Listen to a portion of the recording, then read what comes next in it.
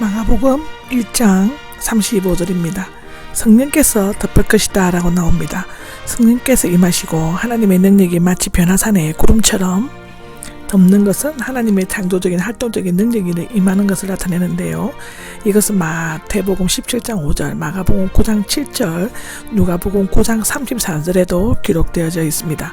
덮을 것이다는 미래형 직설법으로 영광의 구름, 즉 세키나의 영광이 정막을 덮는 것처럼 하나님께서 자기의 백성을 보호하시고 인도하시는 것을 나타내고 있습니다.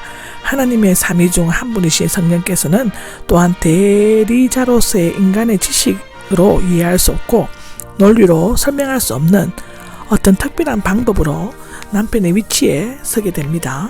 하나님의 아들이라고 부를 것이다 한데 성령 하나님께서 육신의 아버지를 대신하셨으므로 그리스도가 하나님의 아들로 불릴 것이라는 뜻입니다. 하나님의 아들은 인자라는 명칭과 함께 세례받으실 때와 변화산에서 그리고 베드로와 백부장 귀신들에 의해 불리워졌다고 마태복음 16장 16절, 마가복음 15장 39절, 또 변화산에 대해서는 누가복음 3장 22절, 9장 35절에 기록되어져 있습니다. 36절입니다. 36절은 친척이 나옵니다. 친척 여자 혈족의 사람의 등 뜻으로 예수님과 요한이 친척 관계가 된다는 것을 보여주는 유일한 구절인데 구체적으로 어떤 관계인지는 알 수 없습니다.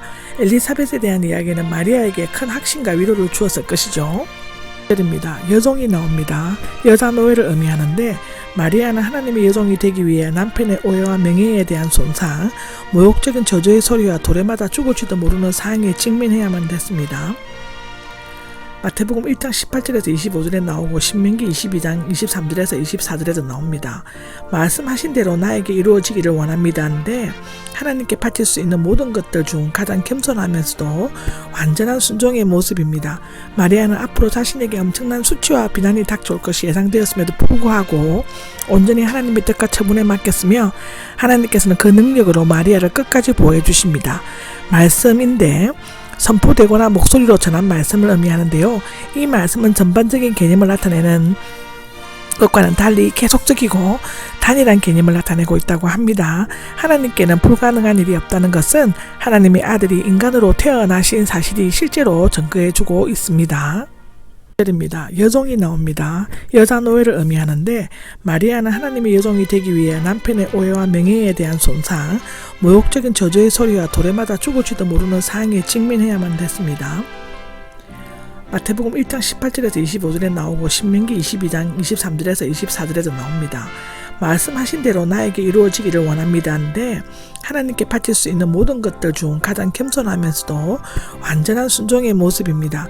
마리아는 앞으로 자신에게 엄청난 수치와 비난이 닥쳐올 것이 예상되었음에도 불구하고 온전히 하나님의 뜻과 처분에 맡겼으며 하나님께서는 그 능력으로 마리아를 끝까지 보호해 주십니다.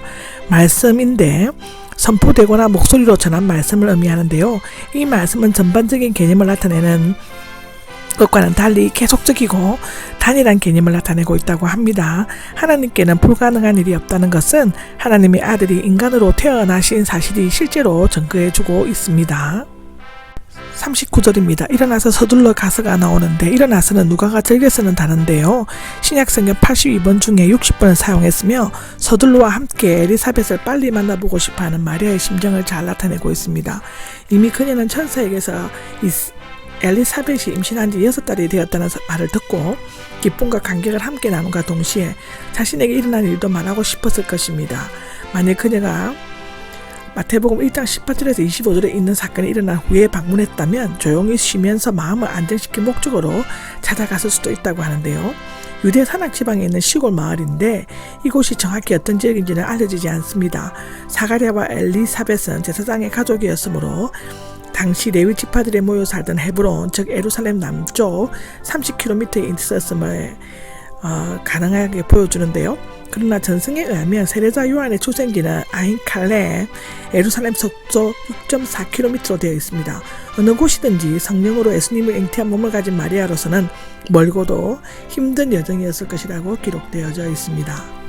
40절입니다. 40절에는 인사하였다가 나오죠. 원래는 껴안다인데 환영하다, 애정을 지니고 대하다, 경의를 표하다의 뜻으로서 서로 반가워서 열렬히 포옹하고 인사하는 것을 나타내는데 아마도 두 여자는 서로 공감하는 느낌을 지니고 있을 것이라고 기록합니다. 41절입니다. 뱃속에서 뛰놀았다는데 태아가 뱃속에서 뛰노는 것을 보통 있을 수 있는 일이지만 이 경우는 성령이 충만한 태아가 영적으로 예수님을 알아보고 뛰어놀았다고 볼 수 있습니다. 요한은 어머니 뱃속에 있을 때 이미 예언적인 능력을 발휘했다고 볼 수 있죠. 42절입니다. 큰 소리로 외쳤다가 나옵니다. 성령으로 충만한 엘리사벳은 마리아에게서 아무런 말도 듣지 않았지만 인사를 받는 순간 그녀에게 일어난 일들이 성령의 역사임을 알아차렸다고 합니다. 그리고는 큰 기쁨에 넘쳐 큰 소리로 외쳤다 라고 하는데 그대는 여자들 중에서 복을 받았습니다 라고 합니다. 재상급을 나타내는 히브리어 표현으로서 사사기 5장 24절, 이사야 1장 8절에 나옵니다. 여자들 중에서 가장 특별한 복을 받았습니다 이 뜻이 있는데 이미 천사를 통해 들었고 이번에는 엘리사벳을 통해 들었습니다. 뱃속에 있는 복을 받았습니다인데 역시 성령의 인도하심으로 마리아가 잉태한 아기의 정체를 정확하게 알았습니다. 43절입니다. 내 주님의 어머니가 나옵니다. 앞에 15절에는 주님은 하나님에 대해 쓰고는 있지만 여기에서는 예수님에 대해 쓰고 있습니다. 이것은 예수님의 신상을 강조하기 위해 누가가 즐겨 쓰는 표현법인데요. 누가복음에서 20번 이상이 사용되어집니다. 이 구절이 소위 성모 마리아를 하나님의 어머니로 부를 수 있는 근거로 삼는 가톨릭 교회의 주장은 전혀 타당성이 없다고 하죠. 인간적인 측면에서 볼 때 마리아가 예수님을 낳은 어머니인 것은 분명하지만 영원하신 하나님의 어머니라고까지 생각하는 것은 지나친 발상이라고 기록되어져 있습니다.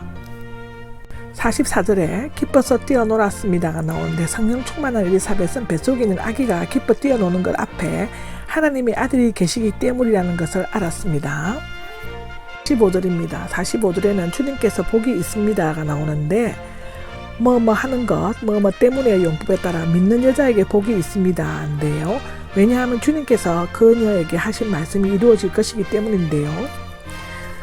그렇게 번역할 수 있습니다. 아마도 엘리사벳은 주님의 말씀을 믿지 못했던 남편 샤가라와 믿었던 마리아를 비교하고 있는 것처럼 보여지는데 따라서 마리아의 믿음을 칭찬하면서 천사를 통해 주님께서 하신 말씀이 반드시 이루어질 것이라고 격려하고 있습니다.